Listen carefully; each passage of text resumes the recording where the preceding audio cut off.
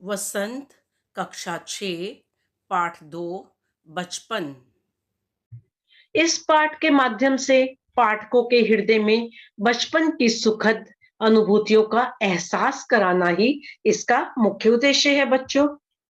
तो सबसे पहले हम इसके शब्द अर्थ पढ़ते हैं। छुटपन, बचपन, लड़कपन, यह संज्ञा शब्द है। शायद छुटपन में आपके माता पिता ने आपको अच्छी बातें सिखाई होंगी। राहुल ने छुटपन में ही अपने माता पिता से कई कार्य करने सीख लिए। कमतर, अल्पतर, ज्यादा छोटा, विशेषण शब्द। किसी को भी कमतर मानना ठीक नहीं है बच्चों। राम को लगा कि उसे दिया गया सामान उसकी उम्मीद से कमतर है। ऑलिव ऑयल, जैतून का तेल, एक तेल का नाम। संज्ञा, ऑलिव ऑयल शरीर के लिए काफी लाभदायक है। ऑलिव ऑयल में खाना बनाने की सामग्री भी बनाई जाती है। स्टॉक, संग्रह, भंडार। संज्ञा, हमारे स्टॉक में सामान कम रह गया है।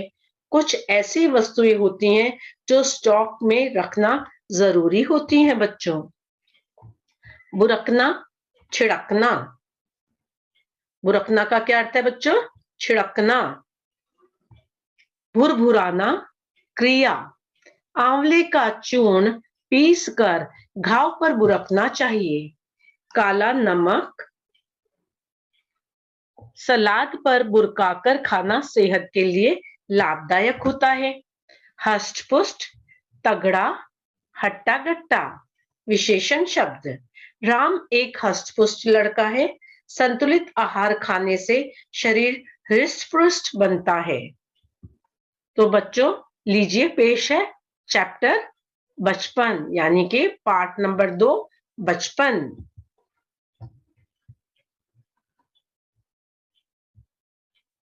मैं तुम्हें अपने बचपन की ओर ले जाऊंगी। ये कौन कह रहा है? लेखिका। मैं तुमसे कुछ इतनी बड़ी हूं कि तुम्हारी दादी भी हो सकती हूँ, तुम्हारी नानी भी, और तुम्हारी बड़ी बुआ भी, या बड़ी मौसी भी। परिवार में मुझे सभी लोग जीजी कहकर ही पुकारते हैं। तो लेखिका को सब क्या कहकर पुकारते हैं? जीजी। हाँ, मैं इन दिनों कुछ बड़ा बड़ा यानी उम्र में सियाना महसूस करने लगी हूँ। शायद इसीलिए कि पिछली शताब्दी में पैदा हुई थी। मेरे पहनने ओढ़ने में काफी बदलाव आए हैं।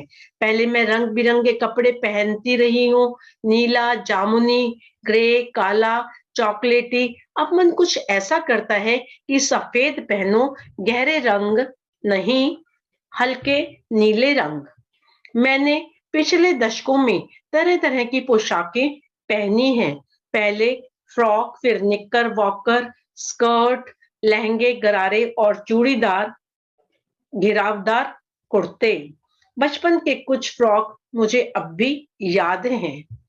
मुझे अपने मोजे और स्टॉकिंग्स भी याद हैं। बचपन में हमें अपने मोजे खुद ही धोने पड़ते थे। वह नौकर या नौकरानी को नहीं दिए जा सकते थे। इसकी सख्त मनाही थी। हम बच्चे इतवार की सुबह इसी में लगाते। धो लेने के बाद अपने अपने जूते पॉलिश करके चमकाते। जब जूते कपड़े या ब्रश से रगड़ते तो पॉलिश की चमक उभरने लगती थी बच्चों उसमें।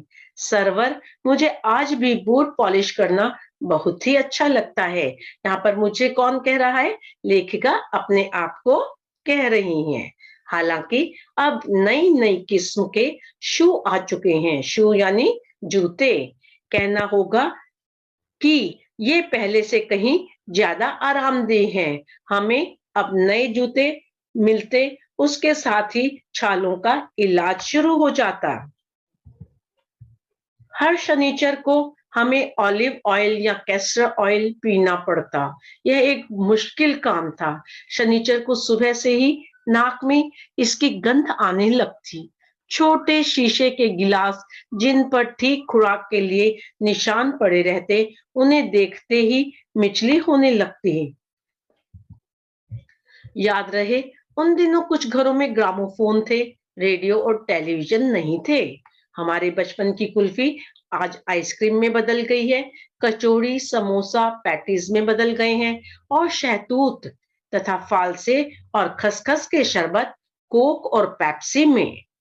उन दिनों कोक नहीं, लेमनेड, विमटो मिलती थी। शिमला और नई दिल्ली में बड़े हुए बच्चों को विंगर्स और डेविको रेस्ट्रॉ की चॉकलेट और पेस्ट्री मजा देने वाली होती थी। हम भाई बहनों की ड्यूटी लगती शिमला मॉल से ब्राउन ब्रेड लाने की। हमारा घर मॉल से ज्यादा दूर नहीं था, एक छोटी सी चढ़ाई और गिरजा मैदान पहुंच जाते। वहां से एक उतरते और मॉल पर कन्फेक्शनरी काउंटर पर तरह तरह की पेस्ट्रीज और चॉकलेट की खुशबू मन भावनी थी। हमें हफ्ते में एक बार चॉकलेट खरीदने की छूट थी। सबसे ज्यादा मेरे पास ही चॉकलेट टॉफी का स्टॉक रहता।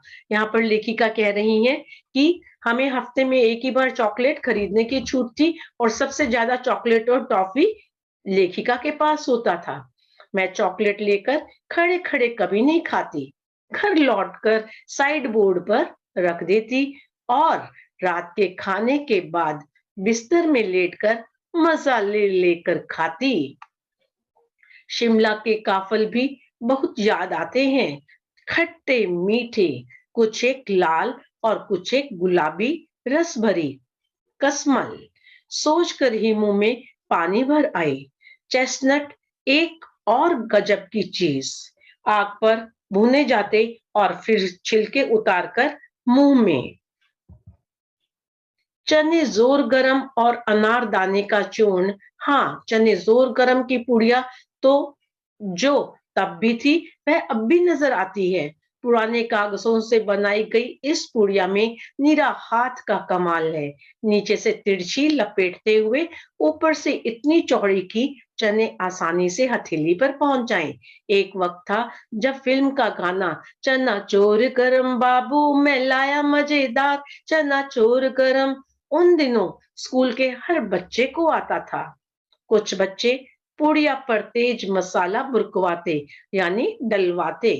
पूरा गिरजा मैदान घूमने तक यह पुड़िया चलती यानी खत्म होने का नाम ही नहीं लेती थी बच्चों।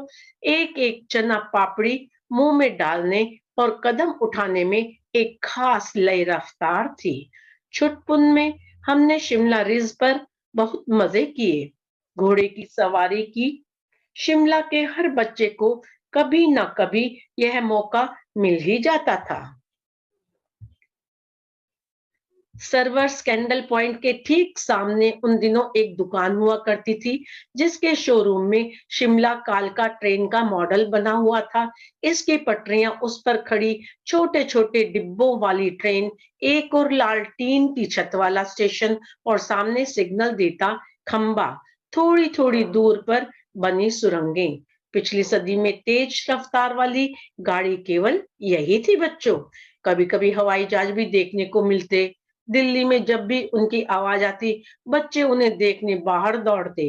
दिखता एक भारी भरकम पक्षी उड़ा जा रहा है पंख फैलाकर, यह देखो, और वह गायब। उसकी स्पीड ही इतनी तेज लगती। हाँ, गाड़ी के मॉडल वाली दुकान के साथ एक और ऐसी दुकान थी जो मुझे कभी नहीं भूलती, यानी लेखिका को कभी नहीं भूलती। यह वह दुकान थी जहां मेरा पहला चश्मा बना था। वहां आंखों के डॉक्टर अंग्रेज थे। शुरू शुरू में चश्मा लगाना बड़ा अटपटा लगा। छोटे बड़े मेरे चेहरे की ओर देखते और कहते, आंखों में कुछ तकलीफ है क्या? इस उम्र में ऐनक, दूध पिया करो। मैं डॉक्टर साहिब का कहा दोहरा देती, कुछ देर पहनूंगी तो ऐनक उतर जाएगी। वैसे डॉक्टर साहब ने मुझे पूरा आश्वासन दिया था, लेकिन चश्मा तो अब तक नहीं उतरा, नंबर बस कम ही होता रहा। मैं अपने आप इसकी जिम्मेवार समझती हूँ। जब आप दिन की रोशनी को छोड़कर रात में टेबल लैंप के सामने काम करेंगे तो इसके अलावा और क्या होगा बच्चों? हाँ, जब मैंने पहली बार चश्मा लगाया तो मेरे एक चचेरे भाई ने मुझे छेड़ा, देखो देखो कैसे लग रही है। आंख पर चश्मा लगाया ताकि सूझे दूर की, यह नहीं लड़की को मालूम सूरत बनी लंगूर की। मैं खिजी कि मुझ पर यह क्यों दोहराया जा रहा है, पर शेर बुरा ना लगा, अच्छा और मजाकिया भी। तब की बात थी, अब तो चेहरे के साथ घुल मिल सा गया है चश्मा, यानी चेहरे पर फबने लग गया है। जब कभी उतरा हुआ होता है तो चेहरा खाली खाली लगने लगता है। याद आ गया वह टोपा, काली फ्रेम का चश्मा और लंगूर की सूरत। हाँ, इन दिनों शिमला में मैं सिर पर टोपी लगाना पसंद करती हूँ। मैंने कई रंगों की जमा कर ली हैं। दुपट्टे का ओढ़ना और कहाँ सहज सहल सुबीते वाली हिमाचली टोपियां। तो बच्चों, आशा है आप